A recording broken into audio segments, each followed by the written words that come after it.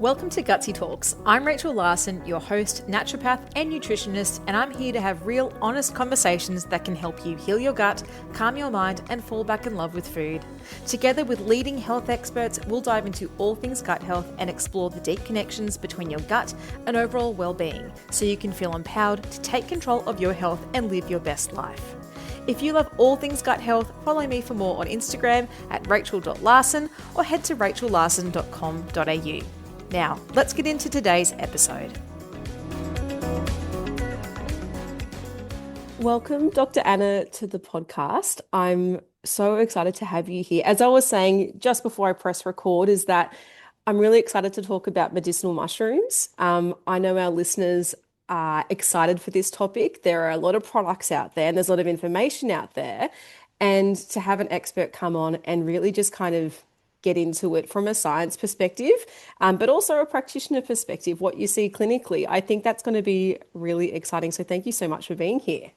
Yeah, thank you for having me. I'm excited for the conversation. Ditto. And look, let's start with, if people haven't heard of you before, Dr. Anna, how did you become interested in the world of medicinal mushrooms?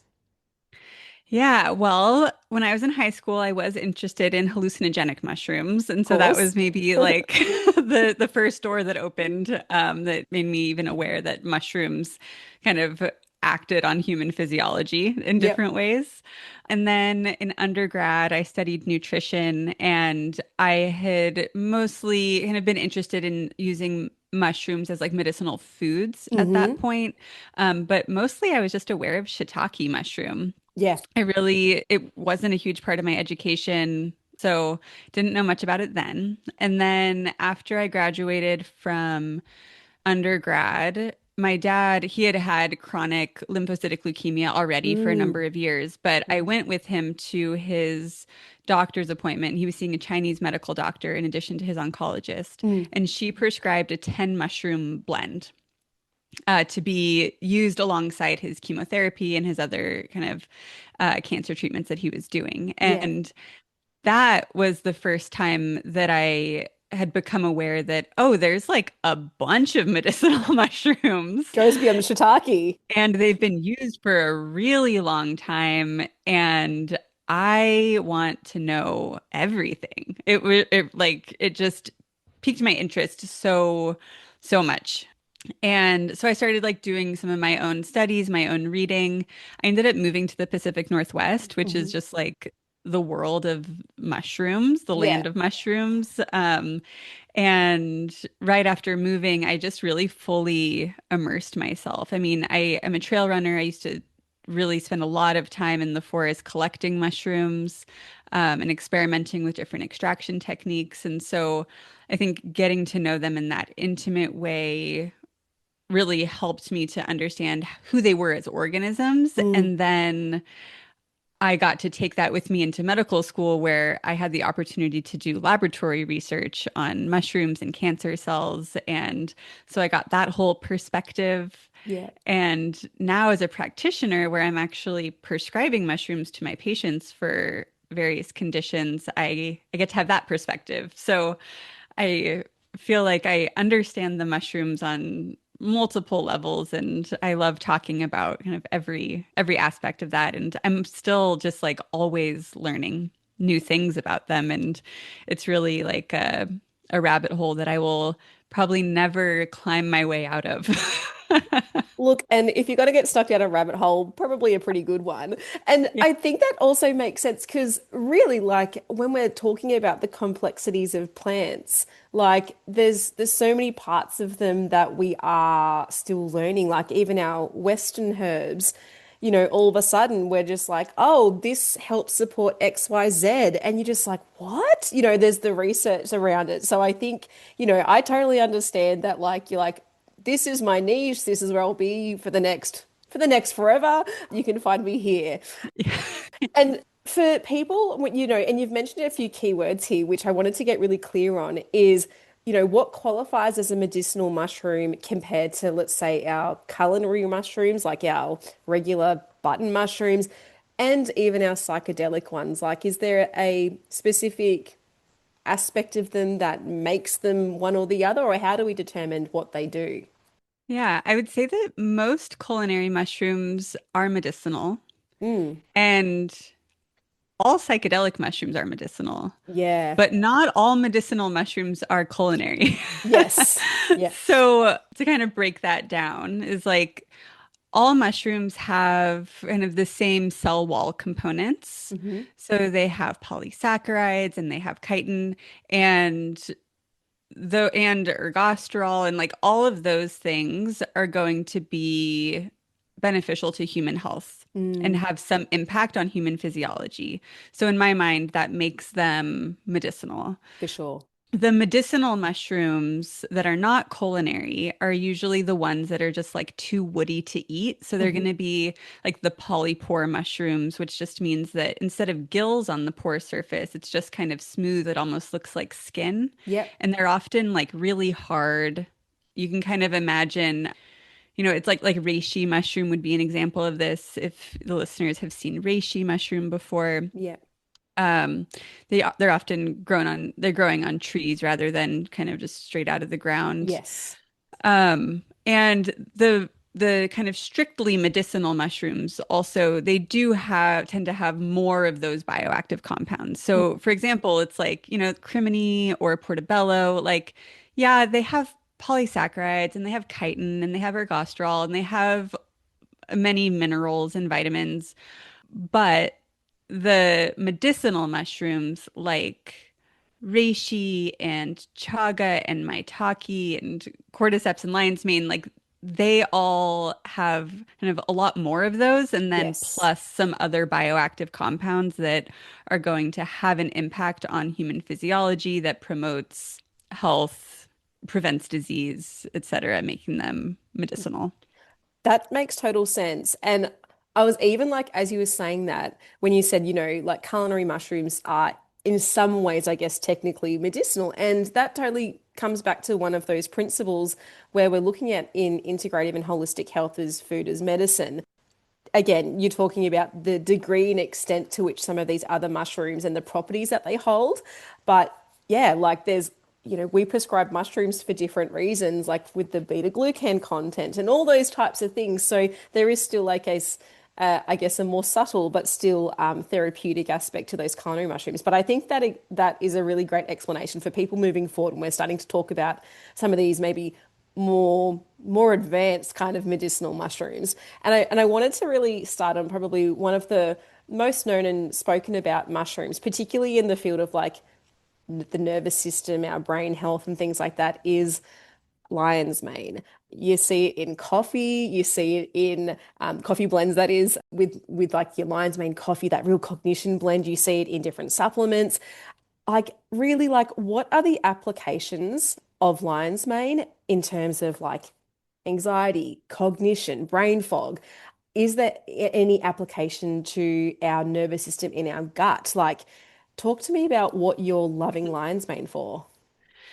Yeah, so we can kind of go in on a microscopic level and talk about some of the components of lion's mane, like the bioactive compounds and like Yep, what they do, and then kind of zoom out. zoom out. Yeah. So lion's mane has, I'd say, like four main compounds that I find to be the most fascinating and interesting when it comes to human health. So the polysaccharides, which with mushrooms, it's going to be beta glucans. Mhm. And those polysaccharides are going to have a number of actions on the human body. Primarily, they help to kind of modulate the immune system.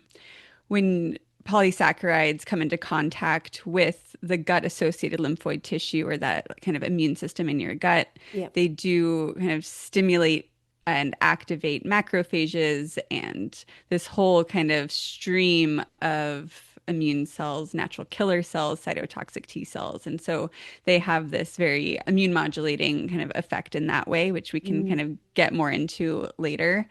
And so lion's mane has that because it has polysaccharides. Polysaccharides are also just like really soothing and anti-inflammatory. mm. And so, thinking about gut health, I mean, lion's mane was historically used for gut inflammation. That's one of its Really? primary uses traditionally.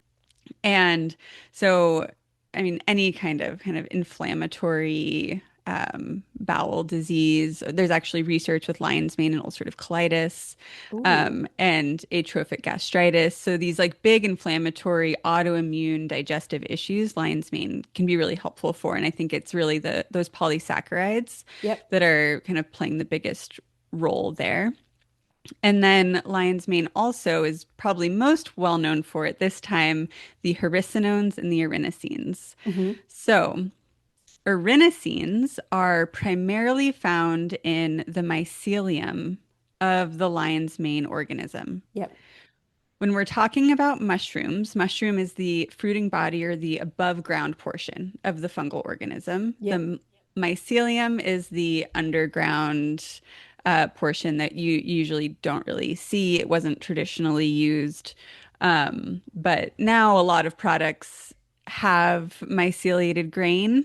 Yep. And so we can also get more into that later. But yeah, so the lion's mane mycelium, though, has been kind of like a primary part of lion's mane research because it does have the erinacines, which the fruiting body does not have. Yep. And erinacines have been shown to increase nerve growth factor synthase and brain-derived neurotrophic factor, Right. which are highly prized. Like we want things that do that because conditions like depression and anxiety Mm. and neurodegenerative disease, like these are all associated with less BDNF and nerve growth factor. Yep. So lion's mane having erinacines, which can increase those levels, has been shown to also improve mood Hmm. and cognition. Um, that also comes from the hericenones, which aren't found in the mycelium. They're found in the fruiting body. So we're going above ground again. We're going above ground. Yeah, yep. Yeah. And so there's like this argument that often comes up with lion's mane of like, well, the mycelium has the erinacines, and so that's all you want. That's the most important part Mm. because you know, in laboratory research, it's really not even with humans Mm. yet. Yes. So In laboratory research with mice, it's like preclinical. It shows that it increases nerve growth factor and BDNF and blah blah blah. And although that's true, I think that the fruiting body, which holds the hericenones, which also cross the blood-brain barrier and increase nerve growth factor synthase in hericenones, although to a, or increase BDNF to like a lesser degree, they still do those things. And mm. so they're still helpful in that way. And then we have kind of my most favorite compound found in mushrooms, which is called ergothioneine. And ergothioneine is quite high in lion's mane. Ergothioneine easily crosses the blood-brain barrier. It's a amino acid that acts as an antioxidant, very similar to glutathione. Yes. And it basically acts as like a backup system to glutathione.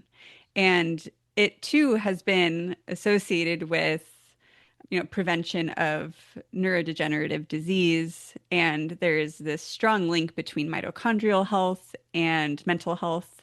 And so anything that's going to be supporting the mitochondria and supporting kind of mitochondrial regeneration and all of that, like that will help with cognition and mental health. And so I think that ergothioneine is actually just like a huge part of what makes lion's mane medicinal. Yes. And kind of I mean, there's a lot of like in the mushroom world, there's a lot of press on ergothioneine right now, but I think it's kind of overlooked with lion's mane Yes. specifically. So a few other mushrooms are probably getting a bit more of the spotlight on it, and lion's Yeah. manes is kind of like over here, everybody.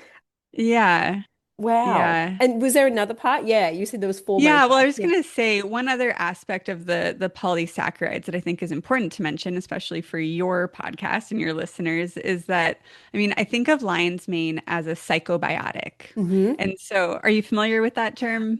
Yeah, like it's definitely a newer term that's coming into the space, but yes, like explain it for our listeners. Yeah, I love this term. So it's like a compound, it could be an herb or a nutraceutical or whatever that has an impact on the microbiome that then has an impact on on psychology or on, the mental health or on, yeah, just like nervous system. Yep. So these polysaccharides in mushrooms and in lion's mane, they're prebiotics. Mm, So, like I mentioned, those polysaccharides are anti-inflammatory to the gastrointestinal system. It's like I think part of that is that they're feeding the good gut bacteria, yep. like the lactobacillus and bifidobacterium, and then they're increasing short chain fatty acids like butyrate, which then also has a systemic Yep. impact on metabolic health. And so, I mean, one of the other kind of main mechanisms of lion's mane helping with the nervous system, I think, is really through gut microbiome Yep. regulation. And that is what I think is just so incredible about our herbs and our mushrooms is that, you've mentioned four key aspects of these, and I'm sure there's more and more within them as well, but you've just listed so many applications. People listening have probably heard so many new words for the first time, but I think that's just an example of what we're talking about, these wonderfully complex ways that we can apply our chosen medicine and how it can work in different conditions. Like I think that was like, for people listening to the like, whoa, that was so much. You're like, yeah, it is. These are how fascinating and wonderful our mushrooms can be. You've mentioned things which I know that we'll probably touch on later, but even when you were talking about the different parts of the mushroom and like, I guess the arguments or I guess the pros and against, like, do we need to, use this particular extract or that? I think that brings into a really, I think we'll touch on it later, but the conversation about, synergy of mushrooms. Do we use both? The fact that, do we really need to get really reductive and use specific parts for certain things? Like it becomes like pretty complex. When we're talking about that. Oh, yeah. And I think that, like, with lion's mane specifically, this would be kind of like the only mushroom actually where I would recommend people find a pure mycelium extract to use in addition to the fruiting body so they get Mhm. every aspect of that fungal organism. Yep. Pure mycelium extracts are incredibly difficult to find because it's really hard to separate out the mycelium from the substrate that it's growing on. So Yes. you can really only find pure lion's mane mycelium if it's been grown on a liquid culture. Yep. And I think there's like one or two companies that do that, but it's hard to do at scale. Yeah. I mean, and that's Yeah. also a really good point as well. Like, again, I'm jumping ahead, but here we are. But yeah, it's just like, it's really interesting when we're talking about formulations and, people purchasing things in the hope that it's doing something and, I guess really understanding what they're buying and if it is in fact the right formulation for what they need. But before we go to the formulations and how Yeah. we choose our perfect products, just to talk on nerve regeneration again. So, I guess more of a clinical application. You did speak about nerve regenerative properties when we're talking about lion's mane. What kind of conditions have you used in clinic, or is there research around in terms of nerve regeneration? Like, I'm personally, I guess, it's a bit of a question which I'm interested about because when we talk about some of our gut issues, there can be a lot of nerve damage from, food poisoning where, they won't then start getting that migrating motor complex and those different motility actions in the gut. So there's a lot of talk about that migrating motor complex and lion's mane, but is there any research behind that? Have you seen that? Have you practiced with that? Are there any other nerve regenerative things which lion's mane has really, come to the party on? Yeah. Theoretically, it seems like it would be helpful for improving gut motility, Hmm. right? And the reality is that there isn't very many human clinical trials on lion's mane, and the ones that do exist, they're mostly around cognition and mental health Mm.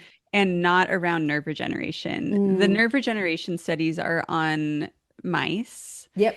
And there's like one specific study that comes to mind where they actually like crush the nerve, like the peroneal nerve of mice, and then give them lion's mane. And then they see like the mice that get lion's mane, like do they start to react to heat faster than the mice that didn't get the lion's mane but still had the nerve crush injury? Yeah. And in those studies, yes, lion's mane was very effective at improving nerve regeneration in these Mm. mice that had their nerves crushed. Yeah. And like in my practice, lion's mane is not the first thing that I think of necessarily for like improving gut motility. What Um, are some of your go-tos? Knowing that this yeah, isn't prescriptive, but obviously just out of yeah. interest. Yeah, I mean, my go-tos are like things that are going to help to stimulate the vagus nerve. And so Yeah. I often think of like bitters would kind of be like my Yes. first choice of something to try, like bitters and ginger, Yep. kind of more, yeah, kind of aromatic, warming bitters. Those Western herbs. Yes. Yes. Yeah. But I also do I use lion's mane for a few of my MS patients Hmm. where they've had motility issues and I've seen lion's mane be helpful there. Yep. So it seems like yeah, it kind of is so For situation sure. dependent. I haven't had a lot of success with like severe neuropathy Hmm. lion's mane. Yep. It's really the cognitive stuff that I see the most benefit Yeah. with. And that's good to know. And especially what you were talking about, I guess there's just the lack of human research. I mean, and research is always like, that's sometimes where a lot of our herbs and our mushrooms, like where we have to kind of start working through because there's not the research yet. So that also is good to clear up as well. I guess on that note of, there might be other mushrooms out there because again, lion's mane gets such spotlight when it comes to that brain nervous system mental health picture. Are there any other mushrooms that you use that kind of work in that area that people aren't talking about or, just we should be mentioning instead of just big lion's mane?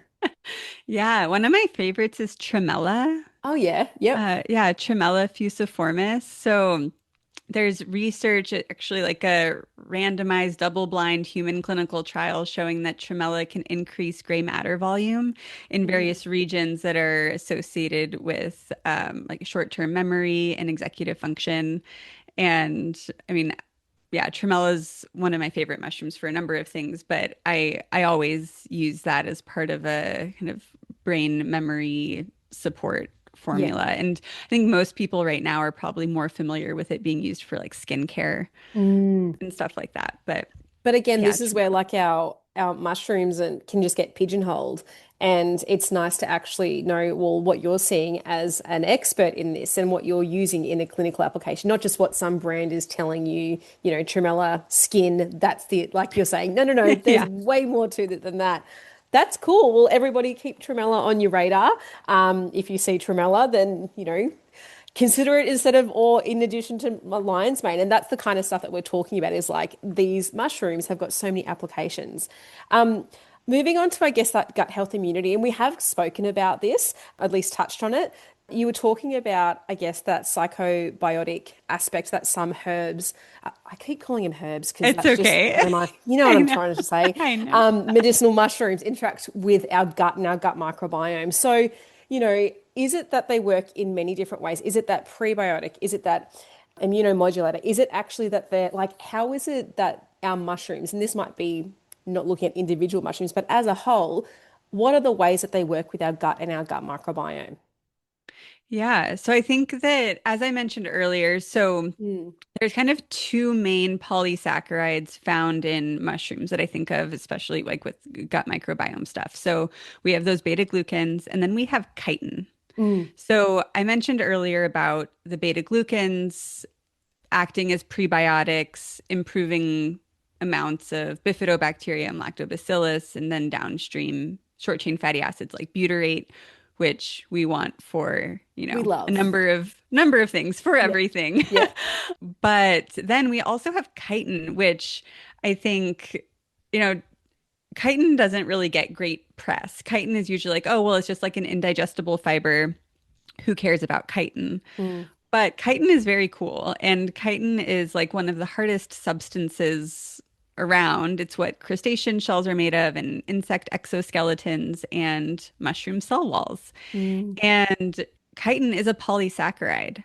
And the majority of humans make an enzyme, or actually two different chitinase enzymes that break down chitin into its derivative, chitosan. Hmm. Chitosan is N-acetylglucosamine, Yep. Yep. which is used widely by, I mean, naturopathic doctors, kind of more like, yeah, natural health practitioners for gut barrier integrity. Yep. And so for those of us, which is like, 90% of the population that makes this enzyme to break down chitin, then we also benefit from the chitosan in that way, helping with leaky gut or intestinal permeability. And then also, it is also a prebiotic, feeding your gut microbiota and increasing short chain fatty acids, and has like a very similar benefit profile to beta glucans. Love that. Chitin is cool. Didn't you say that at the beginning? I was like, maybe that's the take home. Chitin is cool. Yeah, chitin's cool for those who can digest it. Yeah. Yeah, and then there's also mushrooms that are high in polyphenols. So Hmm. like chaga would be a good example of that. Chaga um, is like off the charts ORAC value, super high in antioxidants, but those polyphenols are also going to help to improve good gut bacteria and gut barrier integrity. And I mean, anything that's going to improve our gut barrier integrity and decrease the risk of like endotoxemia Hmm. and systemic inflammation Is a good is thing. good. Yeah. Yeah. And so, yeah, I think, that's like majority of mushrooms that have those polysaccharides, and chitin will do that. And then those like polyphenol rich mushrooms like chaga specifically, which isn't technically a mushroom, but that's like a whole other topic that, I love that. Again, there's just so many ways again that these interact and you know, there's just many different applications, many different mushrooms that we're looking at. I think that is so cool. Even just to listen to you from that perspective, I was just nodding along, being like, "Yep, NAG, which and N-acetylglucosamine, like NAG, endotoxemia." Like me, my nerdy gut brain was just like, "Oh, all of these things." Like you're just listing benefit after benefit, yeah. in terms of what it can do for so many different conditions. And I guess, that's what I wanted to also touch on is like in your practice, like, are you seeing people for diverticulitis, inflammatory bowel disease, IBS, SIBO, reflux? Like, I'm sure you're probably going to say all of the above, but like, are there some like gut conditions that you like, yeah, like I've had great results, or is it, yeah, what are you seeing gut wise? Yeah. Yeah. I mean, I'm a primary care doctor, so I see anything that walks into my office, which Yeah. tends to be like everything. Mm-hmm. And when it comes to gut, I'd say like the most common issues that I see are GERD or like acid reflux, SIBO, Mm. and inflammatory bowel disease would be kind of the top three. And then of course like IBS, but IBS, The C. dysbiosis, Yep. whatever. Yeah. Yeah. Um, We get it. so Yeah. yeah. And so with SIBO, I mean, most people don't respond super well to mushrooms because mushrooms are high in mannitol, which is a polyol. Yep. And so for, I'd say the majority of people who have small intestinal bacterial overgrowth, mushrooms are not going to be the right medicine for them. Yeah. And then for acid reflux, I mean, when we think about healing the esophagus, Mm. especially, and just like decreasing inflammation in your entire gastrointestinal tube, that I've had great success with mushrooms, especially tremella and lion's mane. And Yeah. that would be true as well for gastritis, stomach ulcers, H. pylori, and inflammatory bowel disease, so like Mm. Crohn's and ulcerative colitis. Yeah. Those mushrooms in kind of in combination with like DGL and glutamine and Yeah. aloe are like that's like the magic potion. Yeah, that's a pretty potent little mix of, things working together. I'm like, that is the most restorative gut healing formulation, when you're saying that. For anyone who doesn't know what DGL is, it's a deglycerized licorice, just a type of licorice. But yeah, that sounds great. And like also just to kind of see the application, because many of those things, while they're different in, I guess, where they come from. Like you were talking just about a whole lot of like inflamed barrier issues. So that makes sense that, whether it be top end or bottom end, that there's going to be some support through those same mushrooms throughout, in terms of that healing aspect of that. And I loved that you mentioned SIBO because obviously, a lot of people in my community listening to this are SIBO affected. And I know that community is very passionate and driven when it comes to, trying things for their gut. So for you to kind of mention that, it may not be the thing to maybe start with, I could possibly definitely see at the back end of their healing journey when Yeah. we're talking about all that butyrate and microbiome modulation and all those things, like when tolerated could be great, but probably not first line of treatment, right? For Mhm. these people. Is that kind of what you would say in kind of in your Totally. Like when you get to like the like gut healing yeah. part of the treatment, like it would be great there. And something I should say too is that it's like especially for intestinal health, like you don't need to be like buying expensive like mushroom extracts Yeah. and taking a bunch of capsules or like tinctures and stuff. Like you'll probably get the most benefit from just like a broth or Mm, a decoction. So you can even like go to I mean, I don't know how everyone's grocery store is, but here in the Pacific Northwest, I'm blessed and there's like lion's mane at the grocery store. yeah. And, you could just like go and get lion's mane and like simmer it in water for a few hours and then Mm, drink that water and mm, really just like get all of the benefits that way. And that would probably be actually like the ideal way because you would be getting kind of like more surface area over a yes. longer period of time. Yeah. So, yeah. That's so great that you mentioned that as well, because I think as well there's still that sense of pill for an ill or like potion for a condition. Whereas, yes, it's still medicinal, but it's also a little bit more about lifestyle and about like having a tea, which you might choose anyway. You might pick up a chamomile or a black tea or whatever your choice is. And to be thinking about a lifestyle change that may actually include some lion's mane. I don't think it's probably as easily or readily available as it is in your corner of the world, Yeah. but for anyone where it is extremely available, there you go. But also just the fact that our teas can be just as amazing for our as our health potentially as some of our other actual supplements and products. I think we sometimes overlook the simplicity of tea.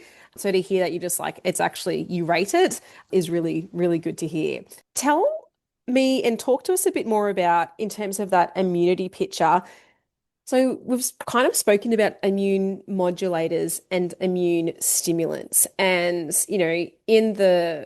in the herbal space for those Western herbs, which I guess I'm a bit more familiar with, that, we have our immune modulators and immune stimulants, and we need to be careful in terms of the types of conditions. Like, are you finding it's the same for mushrooms? And can you explain to people, I guess, what the difference is between modulating and stimulating your immune system and how that may change in terms of conditions and application?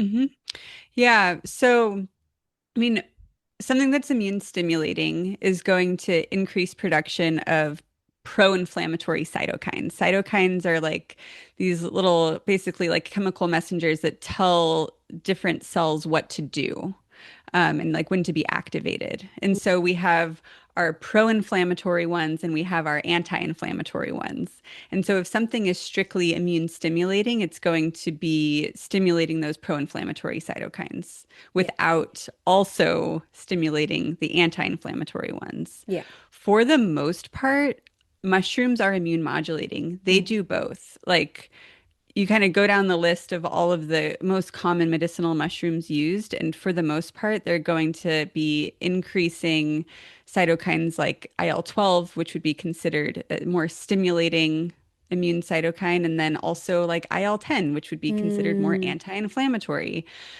I'd say for the most part, with people who have an autoimmune condition, I don't worry about it too much. And of course, it's also like different for everyone. for sure. But I would say, as far as like the main players, like for autoimmune conditions, the most immune modulating, I really think of reishi. I mean, reishi even has like human clinical trials showing that it increases T regulatory cells. Mm, It's really what we want to improve immune tolerance with autoimmune disease.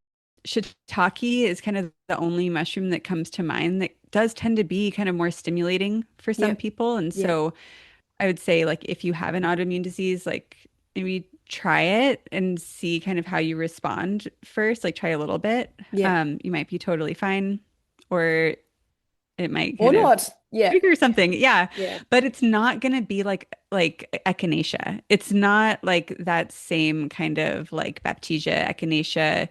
I'd say for the most part, mushrooms are definitely more on the like astragalus side of Yeah. kind More of that modulating. nourishing, immune modulating. Yeah. And I just love Yeah. the difference on how you say, we say in Australia, astragalus.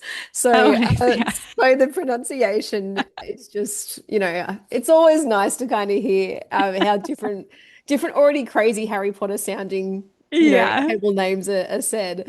But, and that's good to know. Like, again, like we never want people just kind of going off and treating themselves, despite the fact that we also want to empower them. So it's nice just to kind of understand that, there are some mushrooms maybe a bit more cautious of, but the fact that they're mostly modulating is also good to know as well. But again, like if you've got big autoimmune conditions, like I would hope that anyone listening would be under the care of someone who could really guide them in that, because you don't want to overstimulate an autoimmune condition.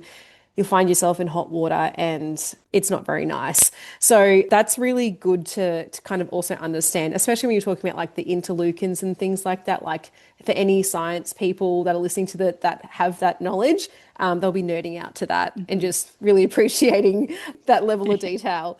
So when I guess it comes to products, what should practitioners be looking for when we're talking about mushroom supplements? And I appreciate that this is a probably big question because it might depend on the specific mushroom that we're talking about, but are there any overarching rules or specifics that we need to be Mhm. aware of?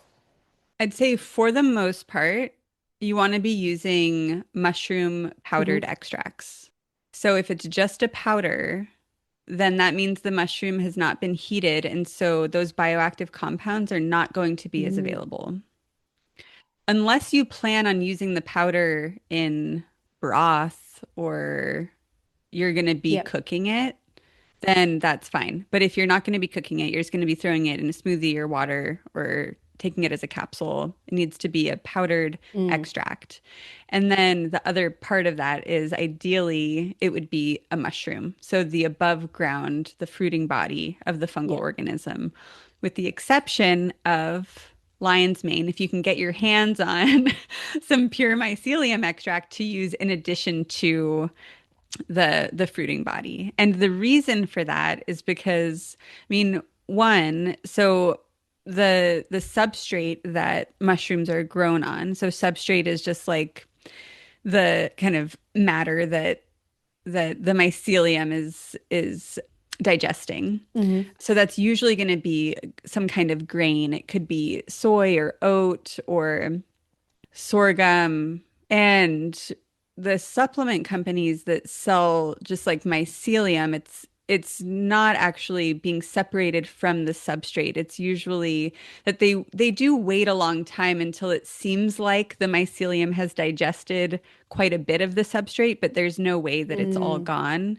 And then they powder that all up and put it in a capsule. So when it says that there's like 500 milligrams of reishi in the capsule, it's probably like maybe half of that is going to be reishi yeah. mycelium, which isn't going to have the terpenes and many of the other medicinal benefits of reishi. And then the other half will The be substrate. whatever kind of grain substrate it was grown on. So it's kind of like powdered tempeh in a Mm. capsule, An is kind of how I expensive way think to of have it. your And tempeh, so, but yeah, that's really good. That's really yeah. interesting to know. So people that would be looking for that, so they're looking for specific keywords, or is again, what are we looking for? Yeah. So I don't know how it is in Australia, but in the US there's not great regulation. It's getting a little bit better, but it will say like a bottle could say mushroom extracts or mushroom formula or whatever, and it could be Mm, mycelium. So you have to look at the nutrition facts and see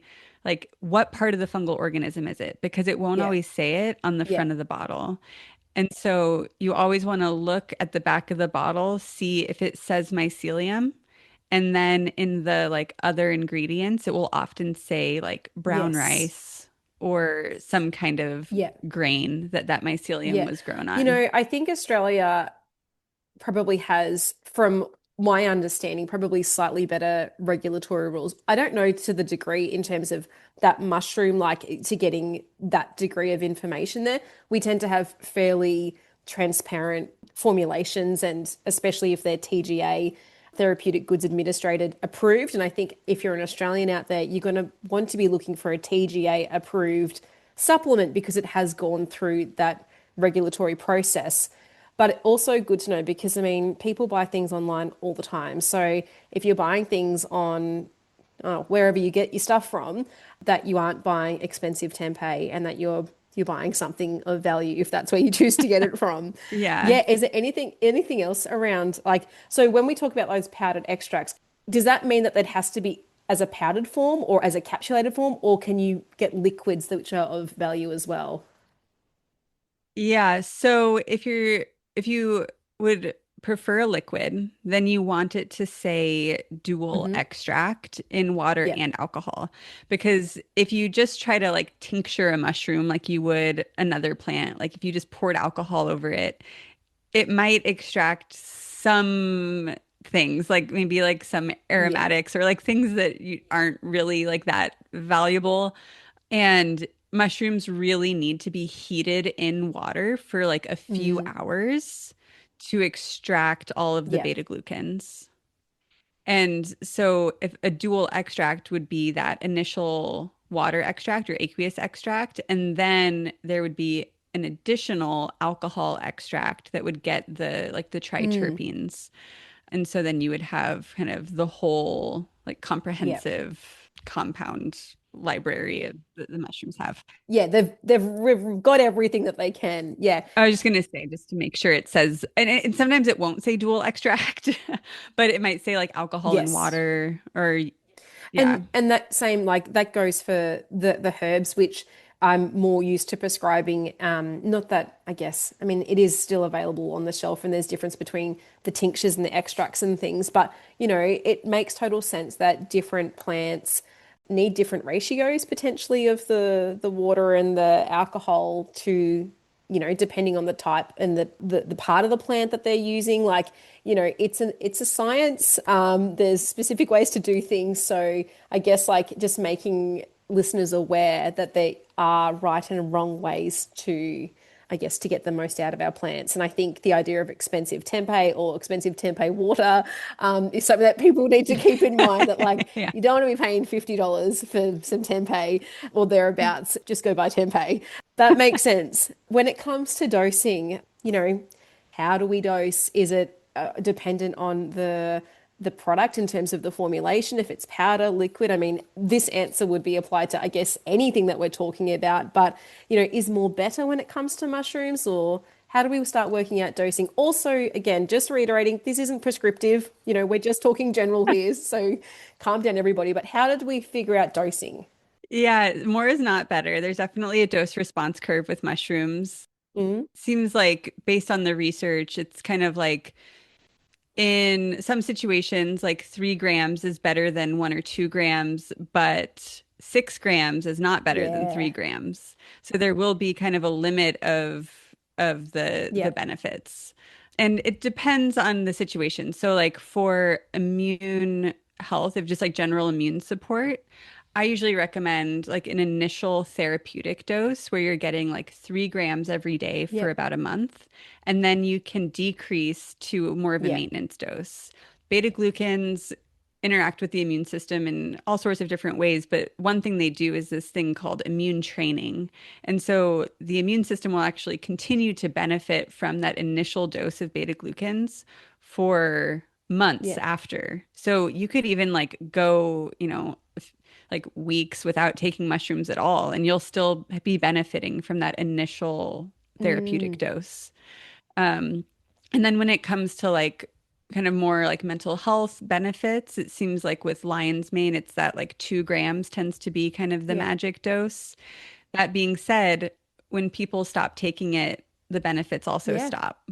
So Which is true for most things. I mean, that's true for Yeah. antidepressants. It's like that's true for a lot of things. And so I always recommend, it's like if you're using lion's mane for that, then make sure you're doing all the other the other things that are supportive to mental health that will linger Yes. on for the Yes. rest of your life, if you don't want to be taking lion's mane forever. I love that. And like, especially, obviously different mushrooms in different ways they interact based on their different properties.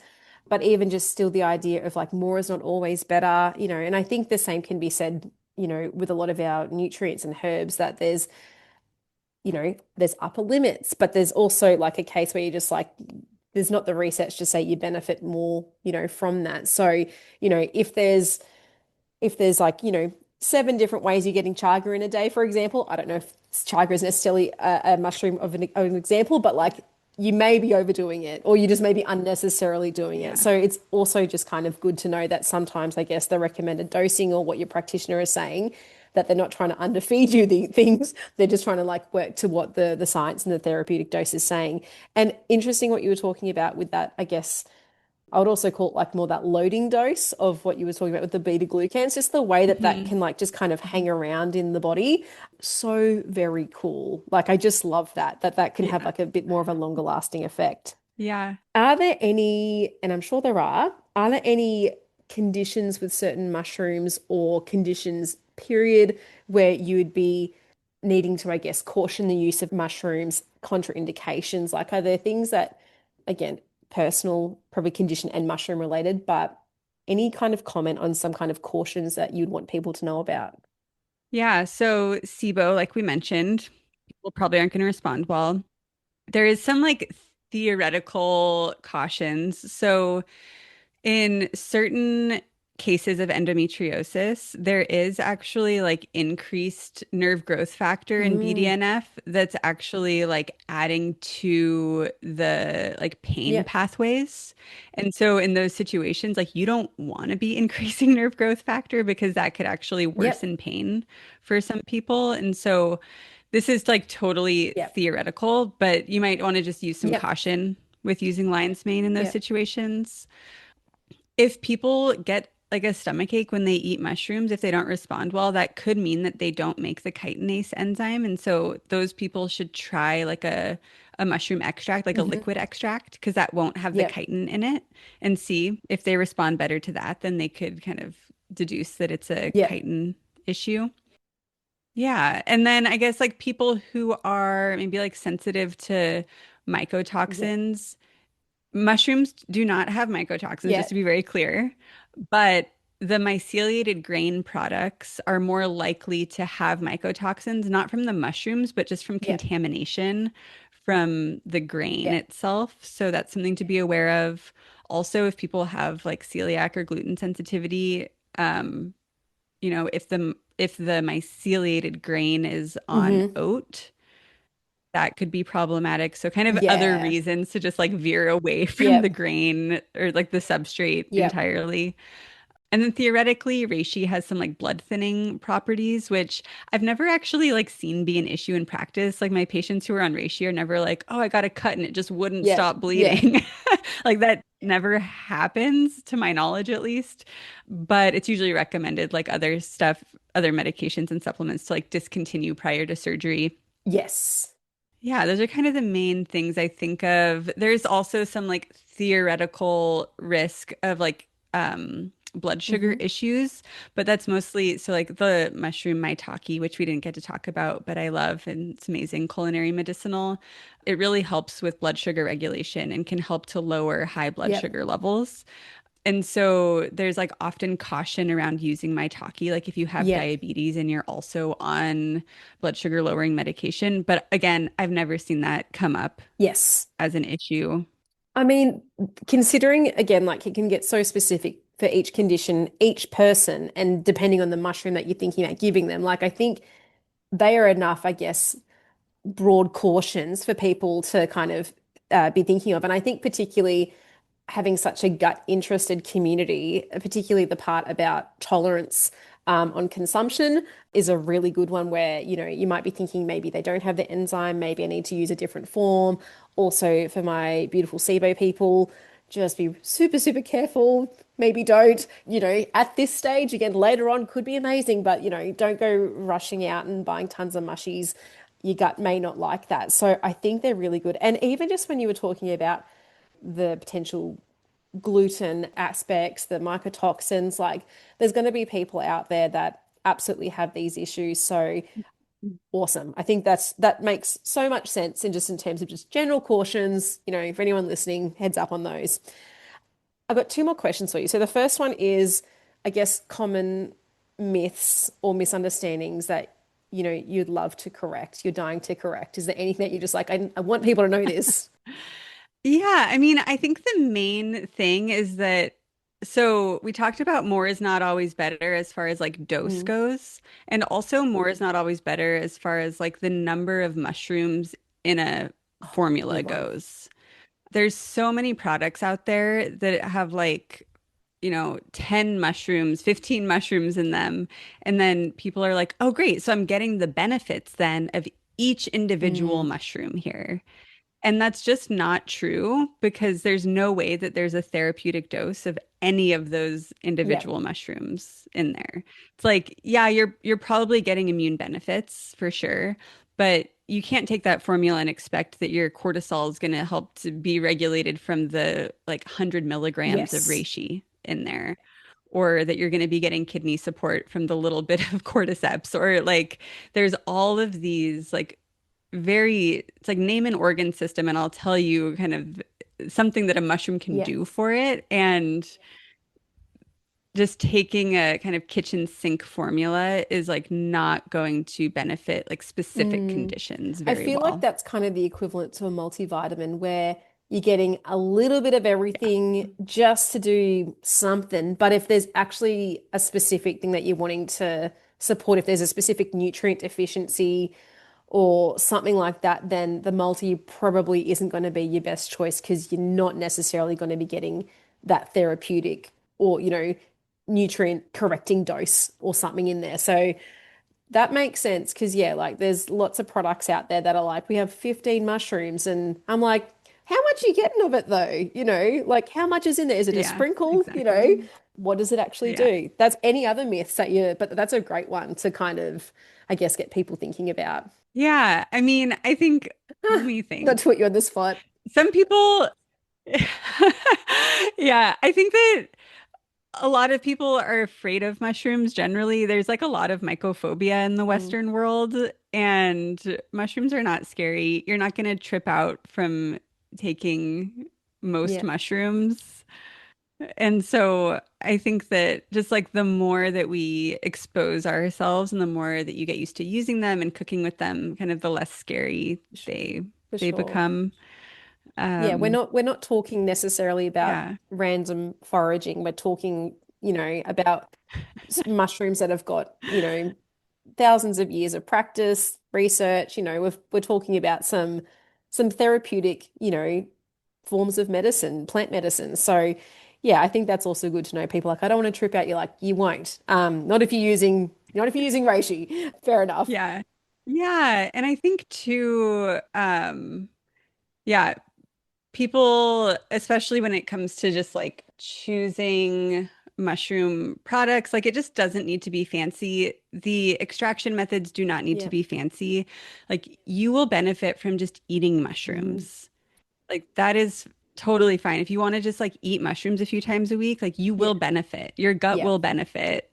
You don't need to spend $50 on a Yeah. mushroom Oh, supplement I love every that. month. And I guess, this could potentially be the answer to this question, or you might give us something else. But, if anybody is curious about entering this medicinal mushroom world, what would be like a number one tip, or what would be your biggest tip or advice to people if they're looking to start incorporating it into their day-to-day or into their life? Yeah, I would say to get the most benefit, especially for kind of immune health, Mm-hmm. my number one tip would be to take it on an empty stomach. Mm. So take your powder or your capsules on an empty stomach. Don't mix it with your coffee. Don't mix it into your chocolate or Yep. whatever. Just have it on an empty stomach for optimal absorption, and then choose. powdered mushroom extracts most of the time, like we said, and that will set you up for success. That's solid. That's good, clear advice that, because again, as I said, there's lots of different things out there that are mixed with as opposed to maybe taken on its own. So I love that. And Dr. Anna, if people want to connect with you, work with you, learn from you, I'll put the information in the show notes, but how can they do that? Yeah, my website is drannasitkoff.com. And on Instagram, I'm at Dr. Anna Sitkoff. And then my mushroom supplement company is Lucidum Medicinals, which you can find on lucidummedicinals.com. Perfect. I'll put all of those in the show notes. Thank you so much. Such an amazing talk. And again, we could have spoken about all the other different mushrooms at great length, but I think, if people want to learn more, they know where to go. Yeah, thank you again. Yeah, thank you. Thanks for tuning into Gutsy Talks. I hope today's episode left you feeling inspired to take the next step in your gut health journey. If you're ready to dive deeper, head over to rachellarson.com.au. There's a range of courses and resources waiting for you. If you loved this episode, I'd be so grateful if you shared it with others who might benefit from this information. And so you don't miss out on future Gutsy Talks, be sure to hit follow and leave a review. I'd love to hear your feedback.